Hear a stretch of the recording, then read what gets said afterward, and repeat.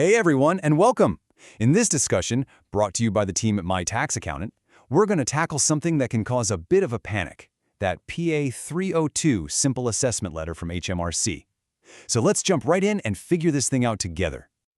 You know that feeling, right? The brown envelope drops on the doormat, you see the HMRC logo, and your heart just sinks a little.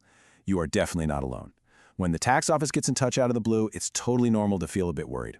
But honestly, don't be. We're about to break down exactly what this letter means and what you need to do next. All right, here's our game plan.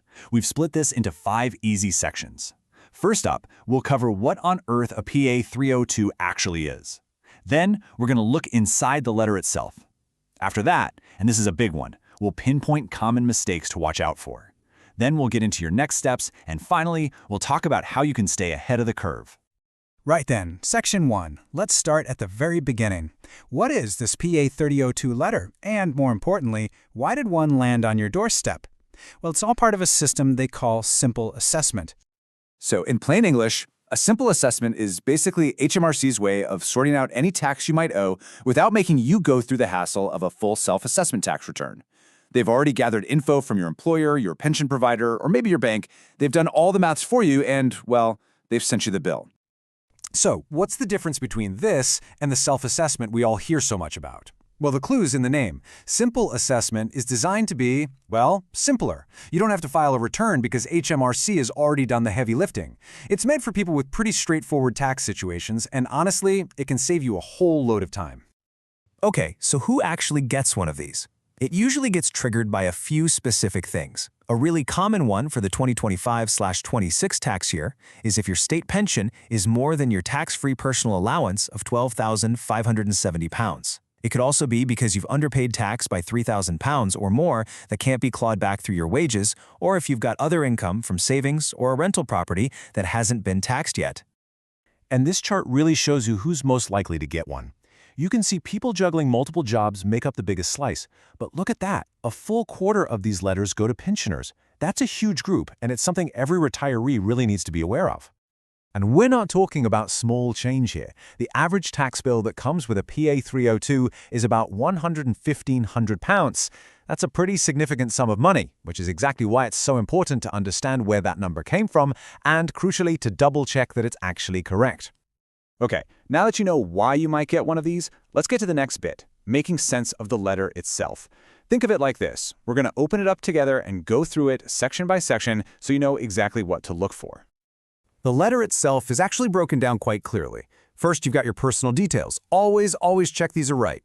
Then it'll list all the income HMRC thinks you have, any tax you've already paid through your job, and then, the big one, the final calculation of what they say you owe. And at the end, it'll tell you when you need to pay by and what to do if you think the figures are wrong.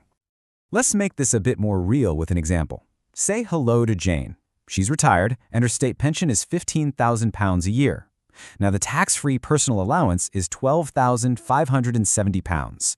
That means the difference, £2,430, is taxable. Since tax isn't taken from her state pension automatically, HMRC sends Jane a PA302 to collect it. See? It's as simple as that. Right, now for what I think is the most important part of this whole discussion. Whatever you do, never just assume HMRC's calculation is 100% correct. Stay with me. This next point might surprise you, and it could genuinely save you a lot of money. Okay, here it is, our big pro tip. So many people get their state pension paid every 4 weeks, not every calendar month. You know what that means? You get 13 payments a year, not 12. It is an incredibly common mistake for HMRC to get this wrong and only account for 12 payments, which means your tax bill could be way off. The key takeaway here is do the maths yourself. And that's not all. Here's where most people go wrong. On top of that pension trap, make sure you check your employment income against your P60 form. If you've got a joint savings account, check they haven't dumped all the interest on your bill. And if you're a landlord, make sure all your allowable expenses have been included. These are the hot spots for errors, so check them carefully. So you've gone through the letter with a fine-tooth comb. You've either found that the numbers are spot on or they're wrong. So what do you do now? Well, you've got 2 very clear paths ahead. You either pay up or you dispute the calculation. Let's look at the action plan. Now, this bit is absolutely crucial because these deadlines are set in stone. The moment you get that letter, A clock starts ticking. You have exactly 60 days to get in touch with HMRC to question anything. If you still don't agree with their final answer after that, you get another 30 days to make a formal appeal. And of course, the actual payment deadline is printed right there on the letter. You cannot miss these dates. Now, if the bill is correct and you just need to pay it, HMRC gives you loads of ways to do it. You can do it online with a bank transfer or card, set up a direct debit, or even pop a check in the post. Oh, and here's something important to note. If paying it all in one go is going to be a struggle, you can call them and ask for a time-to-pay arrangement to help spread the cost. And finally, let's chat about getting organized for the future. You know, the best way to deal with a tax bill is to actually see it coming. A little bit of planning and good record keeping can stop these kinds of letters from being a nasty surprise. Here are a few simple habits that make a world of difference.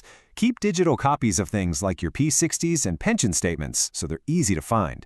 If you're a landlord, use a separate bank account just for your rental income. It makes tracking so much easier.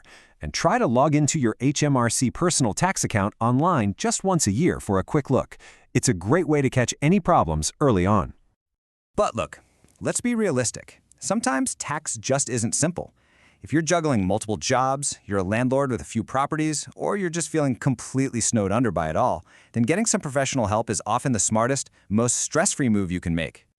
And for that kind of expert, tailored advice, you can get in touch with My Tax Accountant.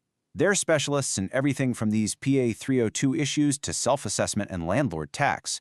You can reach them directly on WhatsApp or by phone on 07854 255 375. Again, that's 07854 255 375. Or just send them an email at info@mytaxaccountant.co.uk.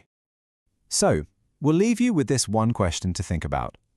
After everything we've talked about today, from checking those pension payments to looking at your P60, are you really truly confident that you're paying the right amount of tax? It's definitely something worth considering. I really hope this guide has armed you with the confidence to tackle that letter head-on.